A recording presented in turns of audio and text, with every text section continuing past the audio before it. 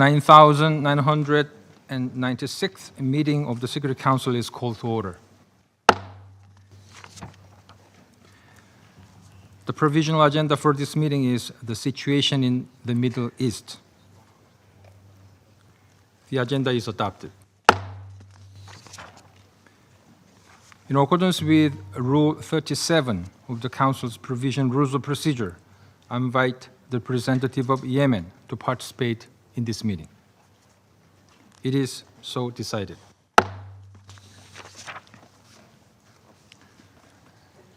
In accordance with Rule 39 of the Council's Provision Rules of Procedure, I invite the following briefers to participate in this meeting. Mr. Hans Grundberg, Special Envoy of the Secretary General for Yemen, and Mr. Tom Fletcher, Under Secretary General for Humanitarian Affairs and Emergency Relief Coordinator. It is so decided.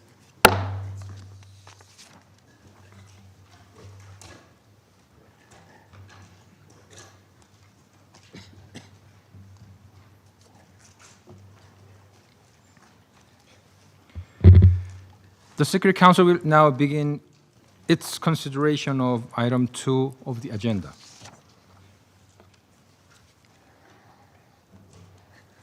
I now give the floor to Mr. Hans Grundberg. Thank you, Mr. President. Mr. President, I have repeatedly emphasized to this Council that stability in Yemen cannot be separated from the wider dynamics of the region. Yemen's unresolved conflict is like a fault line, sending tremors across its borders and amplifying existing regional rivalries. And at the same time, the broader instability in the Middle East continues to return to Yemen, fueling its divisions and delaying sustainable peace. In other words, Yemen is both a mirror and a magnifier of the region's volatility. Left unaddressed, its conflict will perpetuate tension far beyond Yemen. And conversely, without addressing the sources of the region's instability, Yemen's peace process will remain fragile. Stability in one arena depends on progress in the other. Today, neither can advance in isolation. Against the backdrop of the war in Gaza, we are seeing an alarming and dangerous intensification of hostilities between Ansar Allah and Israel. Ansar Allah has continued to target Israel with numerous drones and missiles, attacks which have reportedly resulted in civilian injuries and impacted a civilian airport. And likewise, in August and September, we have seen several Israeli strikes in Sana'a and other areas controlled by Ansar Allah, which have reportedly killed numerous civilians. The strikes on the 28th of August also killed senior Ansar Allah officials, some of whom were interlocutors of my office. This escalatory cycle must end. At the same time, if Yemen is perceived and addressed primarily through the lens of regional concerns, the voices, the needs, and the aspirations of the Yemenis themselves become sidelined. The current cycle of violence is dragging Yemen further away from a peace process that would bring a sustainable long-term peace and economic growth. We need to get the focus back on Yemen, focus on both its internal challenges and on unlocking its great potential. Mr. President, the latest wave of arbitrary detentions of 22 United Nations staff in Sana'a and Hodeidah is an egregious escalation by Ansar Allah against the United Nations.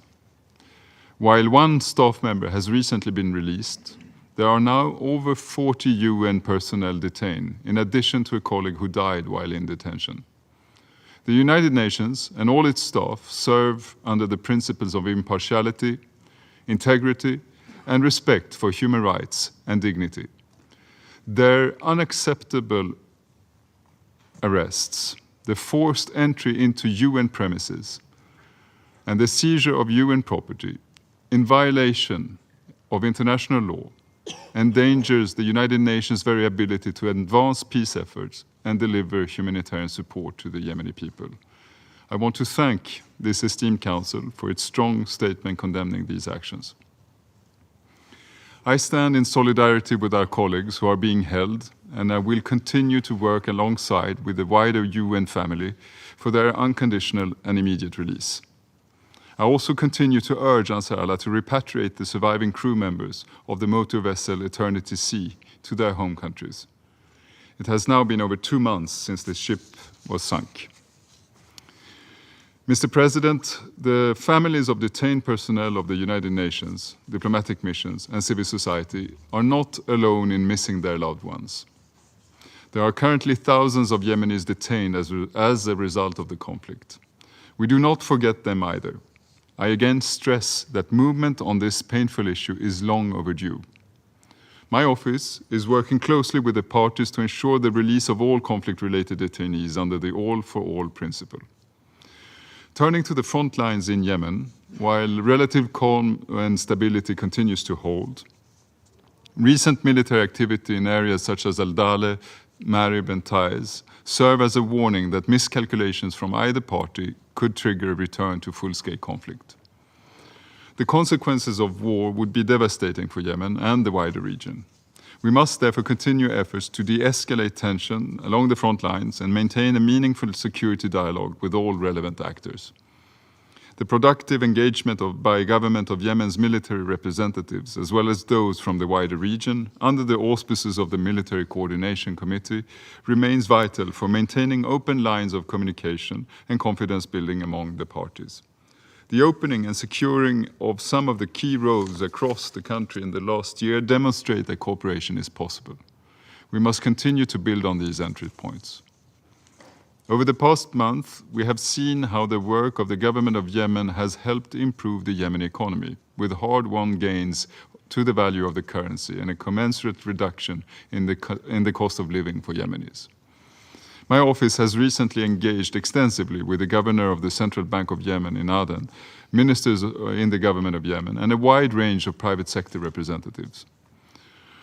I welcome the depth and constructiveness of the dialogue and the focus on good governance, ensuring that economic stabilization is sustainable. My office stands ready to continue engagement on these economic issues with both parties. Only through collaboration, by depoliticizing national institutions, and by taking a nationwide view, can Yemen's full economic potential be realized.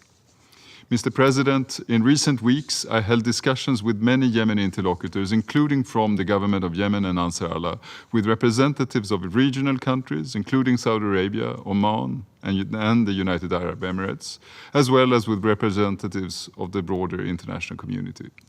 I emphasized in all my meetings that the best way forward is to engage on the commitments made towards a roadmap, making sure that they are anchored in Yemeni ownership and responsive to current challenges and broader regional security needs.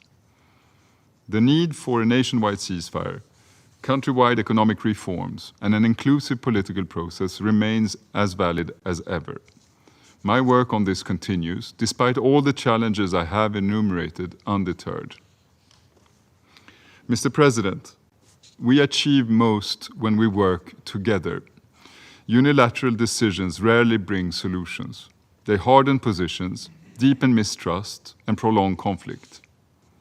In moments of heightened tension, keeping channels of communication open is not a sign of weakness, but of leadership and responsibility. Dialogue, however difficult, is the only viable path to bridge divides and to move forward. My message to all Yemeni leaders is that the United Nations remain committed to working with you towards de-escalation, dialogue, and a long-term, Yemeni-led, inclusive political settlement. This is how we can ensure stability and prosperity for Yemen. It is possible, but it requires a conscious step back from where we are now. I want to thank the members of this Council again for their united and steadfast support for this goal, and for your role in supporting an agreement that is credible for Yemenis, supported by the region, and insulated from wider geopolitical shocks. Thank you very much, Mr. President. I thank Mr. Grundberg for his briefing. I now give the floor to Mr. Tom Fletcher.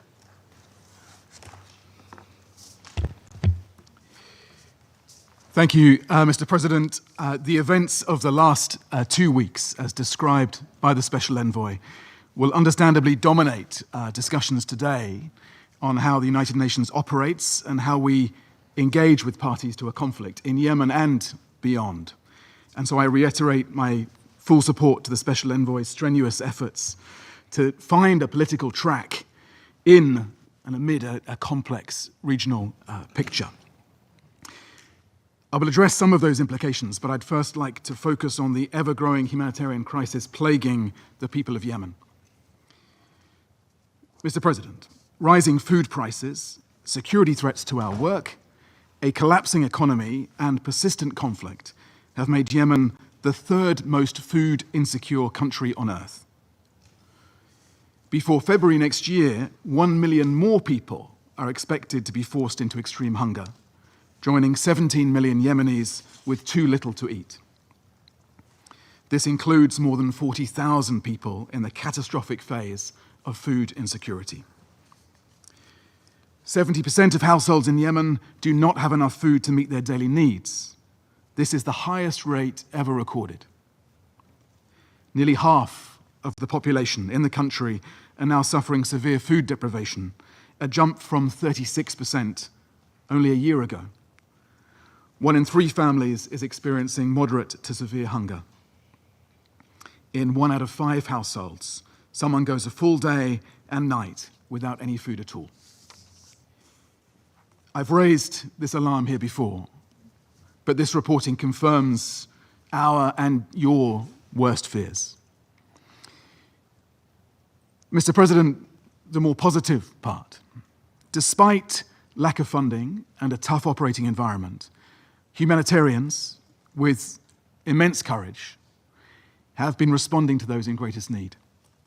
In Hajj, humanitarian organizations strengthened their responses to roll back rising acute food insecurity after children died from starvation in the IDP camps. Partners scaled up vital life-saving cash support, in-kind food distribution, and hygiene kits. They restored clean water supplies, established health points to deliver essential health and nutrition support. Out of 98,000 people in urgent need of aid, 76,000 received additional support by early September, with more on the way. In Amran, support from the Yemen Humanitarian Fund allowed local partners to provide health and nutrition to 15,000 people in critical need, including at the Maswa Rural Hospital. And in Marib, UNICEF, WHO, with support again from the Yemen Humanitarian Fund, are providing nutrition through 4 hospitals, treating hundreds of severely malnourished children, pregnant women, and new mothers. Humanitarian partners have also helped more than 172,000 people affected by heavy rains and flooding, including with non-food items, shelter, hygiene kits, and clean water. I pay tribute to their dedication in such difficult circumstances, and I'm grateful for the support that we receive. But, Mr. President, while we are making some progress, it is not enough. An increasingly difficult operating environment is preventing us from reaching those in need or saving enough lives. And funding cuts are also costing lives. For example, and in addition to the food insecurity crisis, 2 million women and girls have already lost access to reproductive health services in a reality where a woman already dies every 2 hours during pregnancy. I remain gravely concerned by the continued hostilities between the parties, which have resulted in scores of casualties and damaged critical infrastructure. Airstrikes against Sana'a and Al-Jawf since the last council briefing are reported to have resulted in more than 300 casualties. International humanitarian law must be respected. Civilians and civilian objects must be protected. Mr. President, in this challenging environment, the detention of another 22 United Nations staff by the Houthi de facto authorities since the 31st of August is intolerable. This is in addition to the 23 staff who were already detained, along with dozens of staff and former staff from international NGOs, civil society, and diplomatic missions. So I would reiterate the central demands that you made as a council in your statement on the 12th of September, the immediate release of all those detained by the de facto authorities, and your clear message that those delivering humanitarian aid must be protected. That arbitrary detention of now 44 UN staff, the forcible entry of UN offices, the seizure of equipment, all of that fundamentally undermines our ability to continue to deliver at scale in these locations. And as this council also called for on Friday, it is vital that all parties enable a safe and secure operating environment. Now, we have a duty to our staff to take every reasonable measure to mitigate these escalating risks that they face. And we now face tough choices about how to strike the right balance between that protection and the vital life-saving work that we do on your behalf. And so it is outrageous at a time when humanitarians are trying to serve the Yemeni people while beset by funding cuts, that our operational capacity is being further and needlessly jeopardized. Detaining staff, humanitarian staff, does not help the people of Yemen. It doesn't feed the hungry, heal the sick, nor protect those displaced by floods or fighting. UN and humanitarian personnel must be protected to do their jobs and save lives. The people of Yemen, wherever they may live, must receive the humanitarian aid that they need. They deserve a future of greater security, justice, and opportunity. So, Mr. President, I close with three simple calls to action. Firstly, the immediate release of all colleagues who are arbitrarily detained. And if you have influence, you must use it. Secondly, the return of UN compounds by security forces to ensure that humanitarian partners can do their work. And thirdly, your funding for our response to food insecurity and malnutrition. We must not allow mass hunger to define the future of Yemen. Thank you. I thank Mr. Fletcher for his briefing. I now give the floor to those council members who wish to make statements. I give the floor to the representative of United Kingdom. Thank you, President. I thank Special Envoy Grundberg and Under-Secretary General Fletcher for briefing us today. And I welcome the participation of the Permanent Representative of Yemen at our meeting. I will make 3 points. First, the United Kingdom condemns in the strongest terms the detentions of at least 22 UN personnel by the Houthis, as well as the forced entry into premises of the World Food Programme and UNICEF, and the seizure of UN property. I welcome this Council's strong condemnation of the detentions through our press statement last week. The safety and security of UN personnel, as well as the inviolability of UN premises, must be guaranteed at all times. We demand the immediate and unconditional release of all UN, NGO, civil society, and diplomatic mission personnel detained by the Houthis, including those held since 2021. Threats against humanitarian workers are unacceptable and risk exacerbating an already dire humanitarian situation in Yemen. Second, we condemn the ongoing and persistent Houthi aggression, with continuing missile and drone attacks against Israel and against shipping in the Red Sea. We are clear about Israel's right to self-defense against these attacks. But this must be done in compliance with Israel's IHL obligations, including the need to avoid damage to critical civilian infrastructure. We call on the Houthis to stop this reckless escalation, which has already resulted in significant civilian casualties. We urge all parties to exercise restraint. And third, the UK reiterates our concern at the deteriorating humanitarian situation in Yemen as set out by USG Fletcher. The number of people who are food insecure is likely to rise to over 18 million in the next 6 months. And the UK has dedicated $79 million this year specifically to address food insecurity. We must work together to ensure that the international community remains focused on the humanitarian response and to galvanise donors to fill critical funding gaps. We also encourage the UN to ensure that resources are prioritised to mitigate the worst impacts of this looming crisis. President, the UK remains resolute in our support to the efforts of the Special Envoy and his team in charting a path towards lasting stability and security in Yemen. I thank you. I give the floor to the representative of China. President, I thank Special Envoy Grundberg and USG Fletcher for their briefings. I also welcome the presence of the representative of Yemen at this meeting. The past month has witnessed increased instabilities in the Middle East and renewed tensions in Yemen.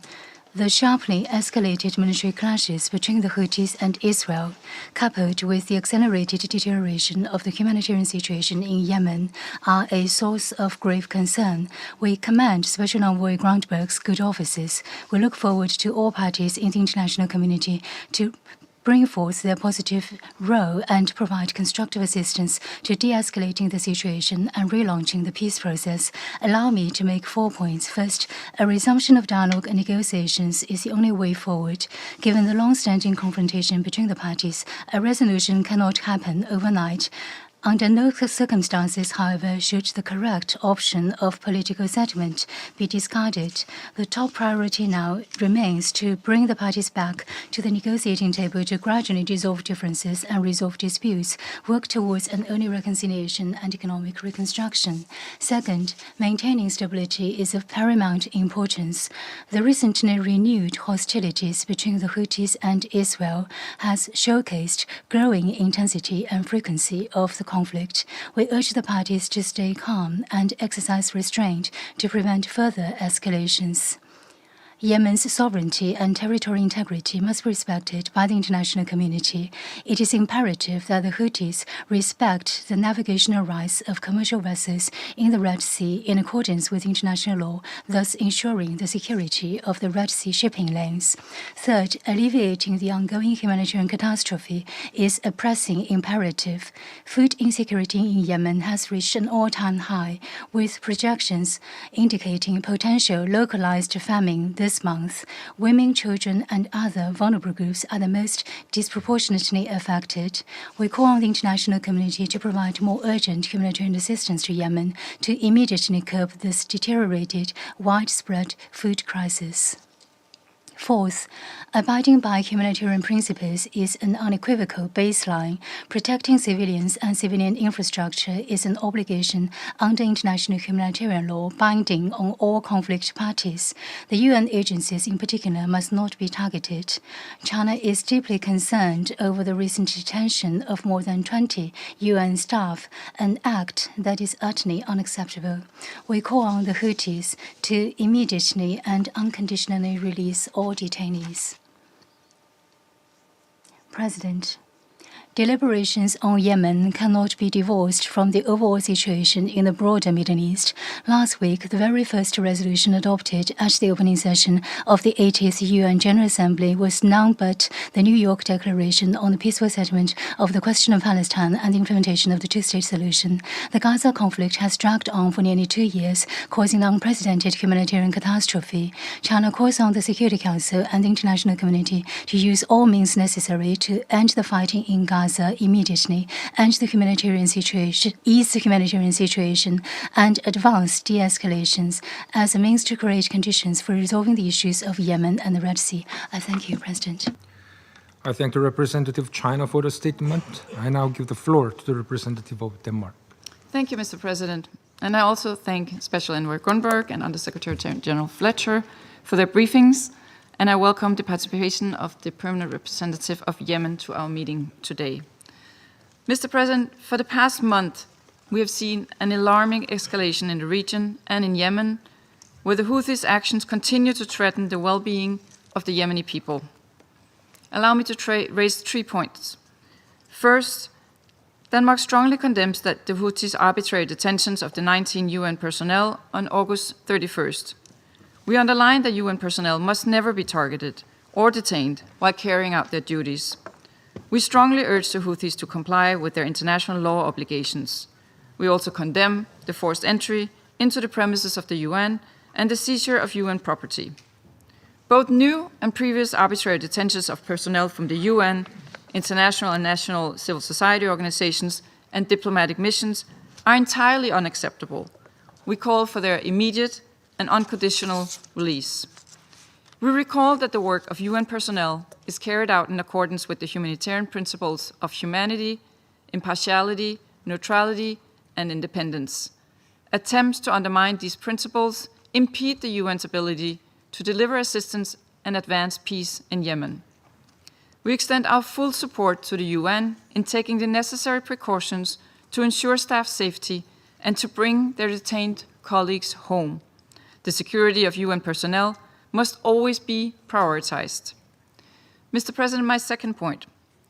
The new wave of detentions comes at a time when the humanitarian situation is becoming even more dire.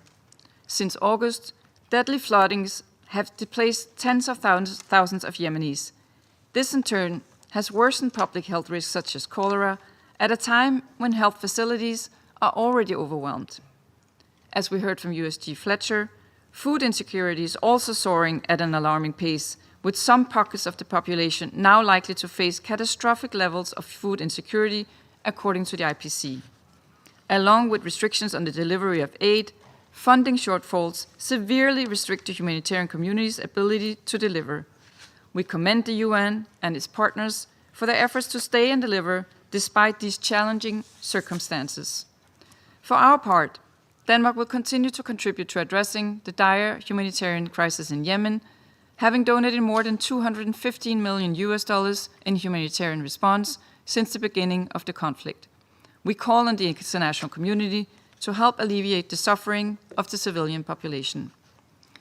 Mr. President, my final point. These developments are taking place in a context of deeply concerning regional escalation.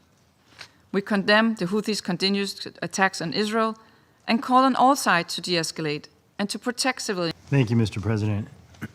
And let me also thank Special Envoy Grundberg for your briefing, sir, and let me also thank Undersecretary General Fletcher for his. I would also like to welcome Ambassador Al-Sadi to the Council. Colleagues, over the past month, the Houthis, with the backing of Iran, have simply demonstrated the continuing threat they pose to navigational rights and freedoms in the sea, to stability in the region, and to the welfare of the Yemeni people. On August 31st, the Houthis unlawfully detained at least 21 UN staff, as we've heard, from their offices and homes, forced their way inside the premises of the UN agencies, and seized UN property. The United States strongly condemns these unjust detentions. The United States also calls for the immediate and unconditional release of these UN staff, as it continues to call for the release of the staff of humanitarian organizations, the UN, and diplomatic missions unjustly detained in 2021, 2023, and 2024, as well as the crew members of the MC Eternity Sea. This includes locally employed U.S. staff. Some of these detainees continue to face the threat of bogus trials with the possibility of death sentences. These repeated unjust detentions are a stark reminder the Houthis care nothing for the well-being of the people of Yemen. The Houthis detain their fellow Yemenis, harass and abuse civil society members who oppose them, and severely restrict the operating space for humanitarian activities. Over the past month, we've also seen the Houthis intensify their threats to regional stability and to navigational rights and freedoms in the Red Sea. They continue to launch attacks against civilians and civilian infrastructure in Israel, expanding their repertoire of weapons to include cluster bombs. they've extended the range of their territorial attacks, including launching a missile against an Israel-owned ship in the northern Red Sea. Our deep concern over the recent escalation of hostilities in Yemen. Amidst continued regional instability, we note with dismay the Israeli airstrikes in Sana'a last month, as well as their airstrikes last week that reportedly caused significant civilian casualties, including multiple journalists.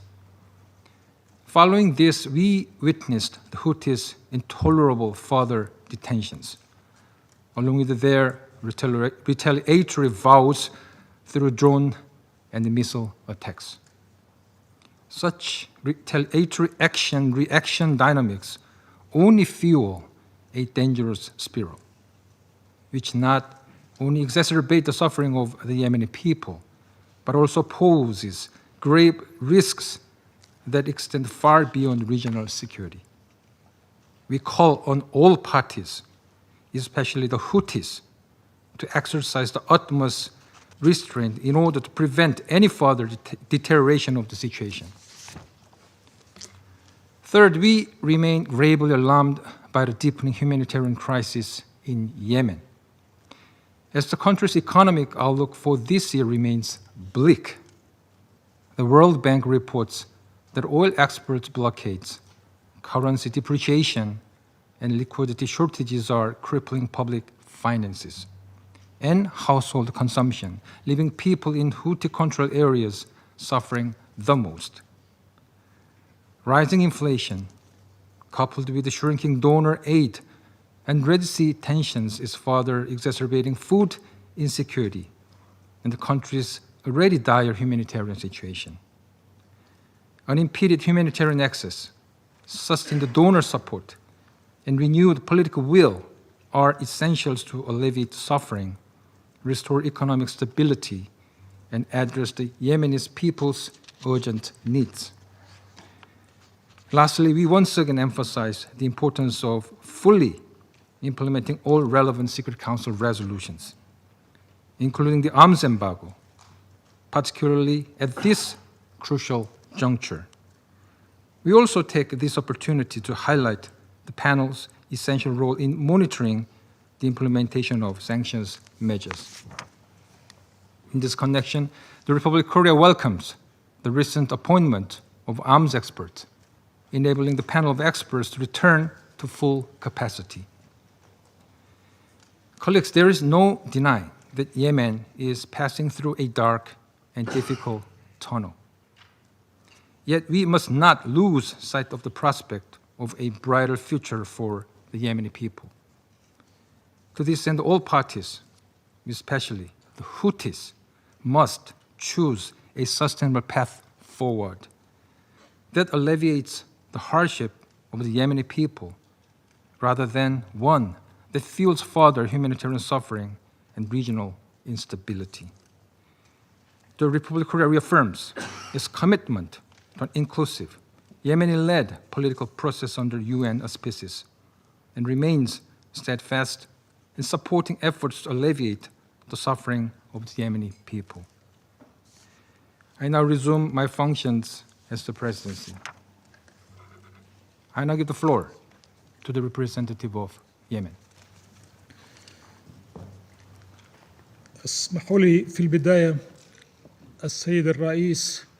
Mr. President, at the outset, allow me to congratulate you on your presidency of the Council for this month, and we wish you every success in your duties, as well as your delegation. And we'd like to thank your predecessor, the permanent representative of the Friendly Republic of Panama, for their successful presidency last month.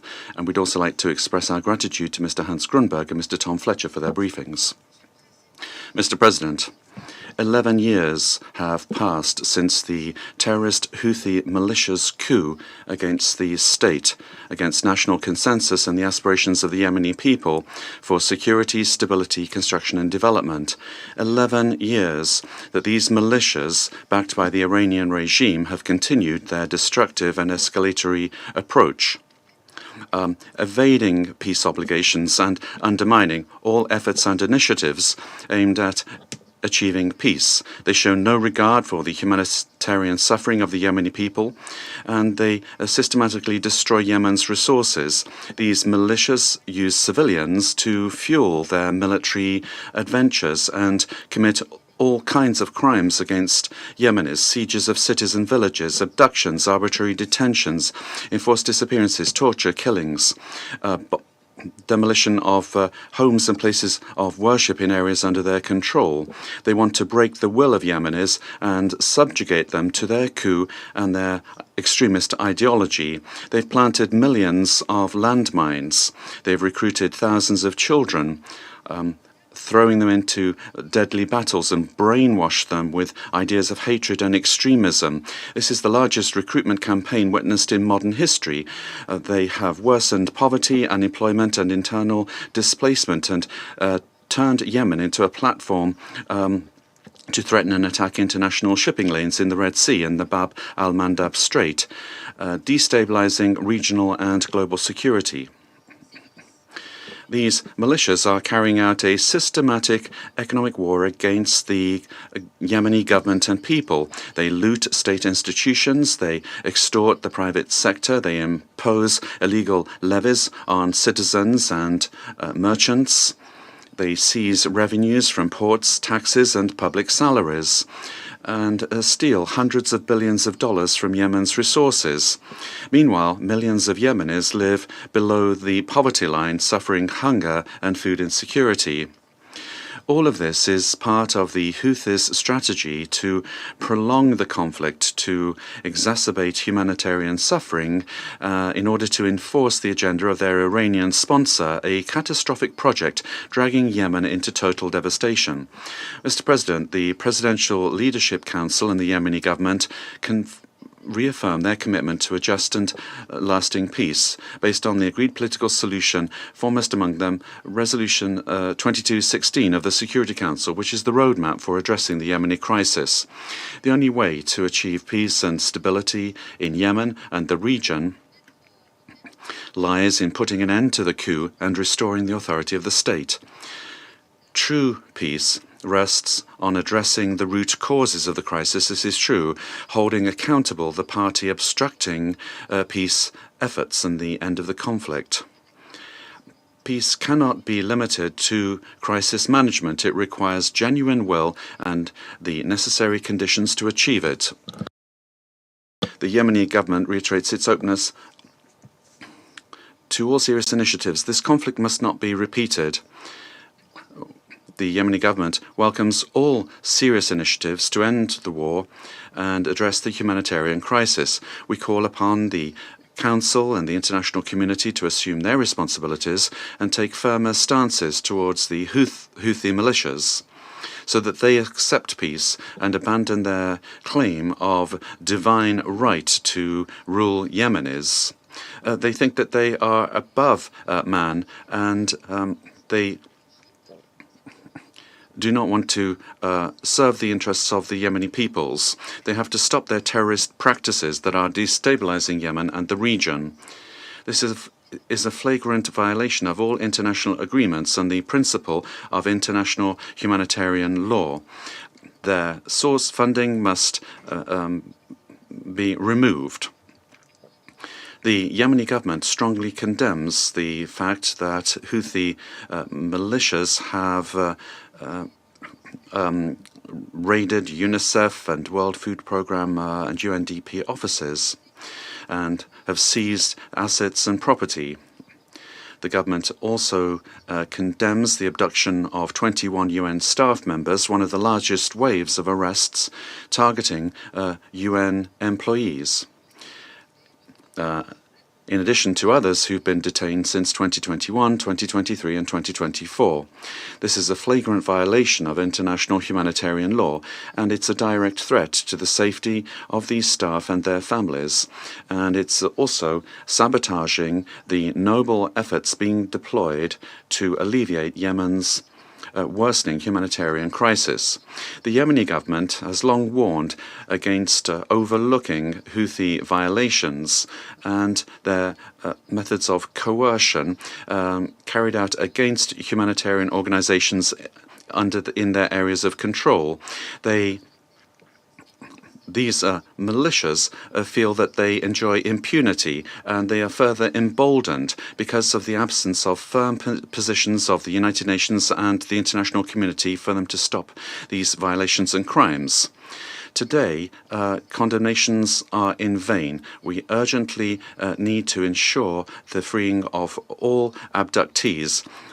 Practical measures, concrete measures have to be taken against these practices of abduction, and we have to protect humanitarian workers.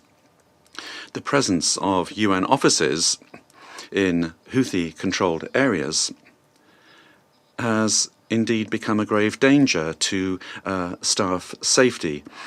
We once again call for a relocation of these offices from areas controlled by the Houthis to the temporary capital Aden in order to ensure a safe environment for their work and to ensure that humanitarian and development activities can continue with access to all